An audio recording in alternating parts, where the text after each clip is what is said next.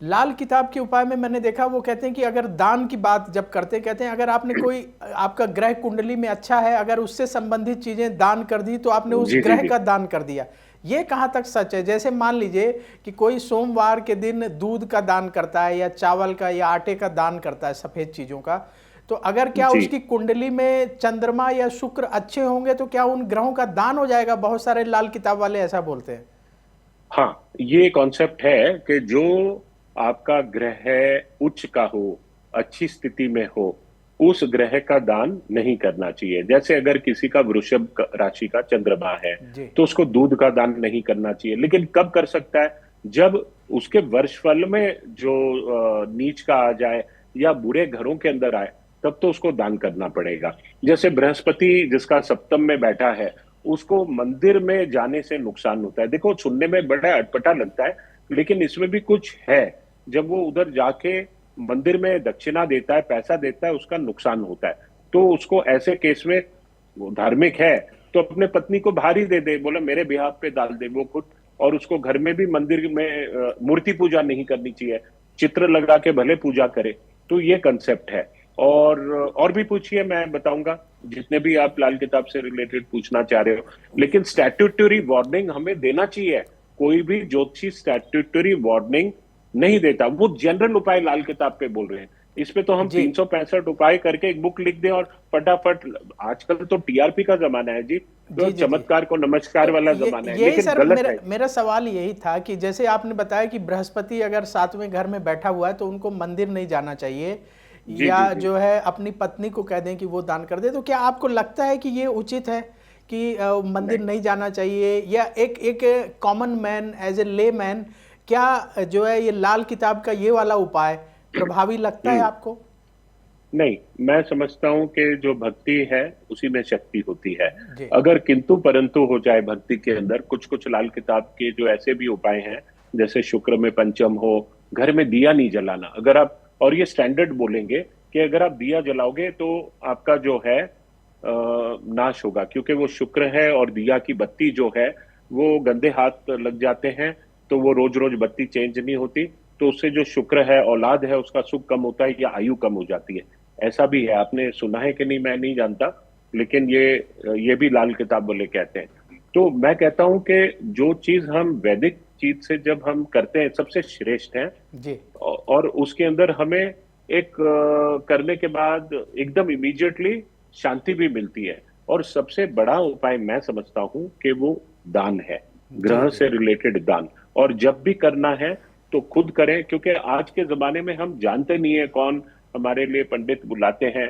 आपको 1.25 लाख महामृत्युंजय जाप के बारे में कहेंगे, और आप चले जाओ उज्जैन, चले जाओ कहीं चले जाओ, 2 घंटे में बैठ के 1.25 लाख जाप संभव है? 25-50 ब्राह्मण भी बैठ जाए तो संभव नहीं है। क्योंकि महामृत्युंजय का जाप जो है 42 डेज एक पंडित भी करे, धीरे धीरे धीरे करे, एक पूरा कवर मिलता है। जी लेकिन कौन आज की तारीख में 42 डेज 48 डेज आपके लिए बैठ के करेगा सिंसियरली? और यजमान भी जा नहीं सकता उस स्थान में, 48 डेज नहीं रह सकता। जी जी। तो इसलिए स्वयं जो है, मैं समझता हूं प्रश्न मार्ग जो कहता है वो तो सही है। किसी भी व्यक्ति को बहुत ज्यादा संकट और कष्ट आ रहा है, तो 1008 टाइम्स जो है महामृत्युंजय का जप कर ले, खुद करे, या उसका हवन भी कर सकता। अभी 1008 तो 1 घंटे के अंदर हवन हो सकता है, 1.5 घंटे में एक ही ब्राह्मण कर सकता है। और लेकिन जी प्रभावी भी है। ऐसा कुछ नहीं है कि प्राण के संकट है तो ही महामृत्युंजय करना है। महामृत्युंजय इज द पैनिक किया, मतलब it's a solution for all problems, चाहे सर, शत्रु बाधा कुछ हो, चाहे नाड़ी स्वास्थ्य से उपाय के रिलेटेड बारे में भी परेशानी हो। बताइए। जो नाड़ी ज्योतिष से संबंधित उपाय होते हैं, उनके बारे में आपकी क्या राय है? जी, बहुत ही श्रेष्ठ होते हैं। नाड़ी तो जो है हमसे परे है, क्योंकि है ये सूक्ष्म वैदिक ज्योतिष, इतनी सूक्ष्म से सूक्ष्म है। मैं इसलिए कॉन्फिडेंटली कहता हूं क्योंकि मैं नाड़ी विद्या से 2000 भी नहीं, 1995 से मेरा एक्सपीरियंसेस रहे हैं।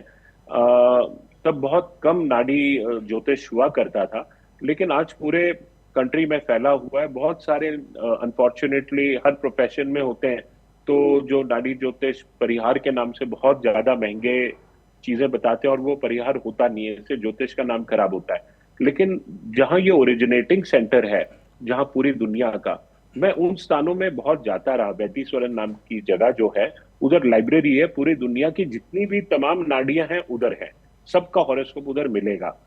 उधर मतलब ध्रुव नाड़ी है, अगस्त नाड़ी है, सुब्रमण्य नाड़ी है, सप्तऋषि नाड़ी है, चंद्रकला नाड़ी है, शुक्र नाड़ी है। शुक्र नाड़ी जो है ज्योतिष से कनेक्टेड है, बहुत ही अच्छी है।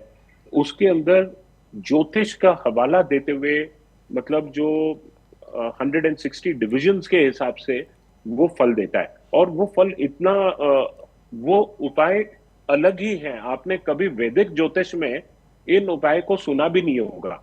बड़े ही डिफरेंट टाइप के, मैं कहता हूं, क्योंकि ये दिव्य उपाय हैं। जी और आपका उनका जो, अगर बहुत बुरा समय आपका चल रहा है, जैसे वैदिक ज्योतिष में आपको कोई कहेगा ये तो खत्म है सब कुछ, सप्त ऋषि नाड़ी या जो भी नाड़ी है, वो उनका जो प्रेडिक्शन का स्टाइल है बहुत अच्छा है। वो कभी भी आपको डराएंगे नहीं, और जितनी बात छुपानी है वो छुपाएंगे, और फिर वो आशीर्वाद भी देंगे और बोलेंगे ये करना है। जब तक आपकी किस्मत नहीं हो वो उपाय करने की, तो आप वो नाड़ी भी आपकी मिलेगी नहीं। तो पहली बात तो श्रद्धा से जाना चाहिए, प्रे करके जाना चाहिए, और जब मिल जाता है तो जो उपाय लिखा है वो हमें कोशिश करना चाहिए। लेकिन सबसे इंपॉर्टेंट चीज है अच्छा ऑनेस्ट नाड़ी रीडर ढूंढना। ये जी जल्दी से मिलते नहीं है। तो मेरे मित्र हैं, उन्होंने नाड़ी ज्योतिष पे एक अच्छी बहुत किताब लिखी हुई है, विंक मंडर ओक। उन्होंने जितने भी अच्छे नाड़ी ज्योतिष हैं इंडिया में, उन्होंने उसके ऊपर कई साल पहले, क्योंकि उनके वाइफ की मृत्यु हुई एक्सीडेंट में, बहुत परेशान थे, तो बहुत जगह घूमे, पूरे होशियारपुर भी गए, साउथ भी गए, सब जगह। तो उनके वाइफ का एक्सीडेंट हुआ कैसे, कैसे मरी, वो कोई नहीं बता पा रहा था। तो फिर उनकी जब नाड़ी निकली, उसमें सप्त ऋषियों का डिस्कशन था, ये ऐसा हुआ। दूसरे ऋषि, अच्छा ऋषि भी आपस में डिस्कस करते हैं, लाइव भी होता है। जैसे जीव नाड़ी है वो लाइव होती है। और उड़ीसा में तो एक ऐसे ताम्र पट्टी पे नाड़ी है, वो चौक लेके इधर लगाएंगे, आपसे कोई प्रश्न नहीं पूछेंगे, बकायदा कॉपर प्लेट पे सब कुछ लिखा होता है, सब कुछ बता देते हैं। तो ऐसे ऐसे टाइप के, अभी मेरे एक लंदन से क्लाइंट थे, हाल ही में 3-4 दिन पहले मुझे बता रहे थे, श्री श्री रविशंकर के भी नाड़ी बताई थी किसी ने। और चेन्नई के अंदर और उधर जो है, वो सब बड़े बड़े जितने लोग पहुंचे हुए लोग हैं ना, उनको ये अच्छी नाड़ी के एडवाइस से ही चलते हैं, जी और बहुत बुरा से बुरा समय भी निकल जाता है। ये सत्य बात है। जी जी तो नाड़ी तो श्रेष्ठ है ही, लेकिन आपको एकदम अच्छा नाड़ी रीडर मिलना चाहिए। ये जी। सूक्ष्म वैदिक ज्योतिष है। अगर आप मुझसे जुड़ करके अपनी समस्याओं का समाधान चाहते हैं और चाहते हैं कि आपकी समस्याओं को ज्योतिष के माध्यम से सुलझाया जाए, तो आप हमसे संपर्क कर सकते हैं, जुड़ सकते हैं एस्ट्रो तक पर।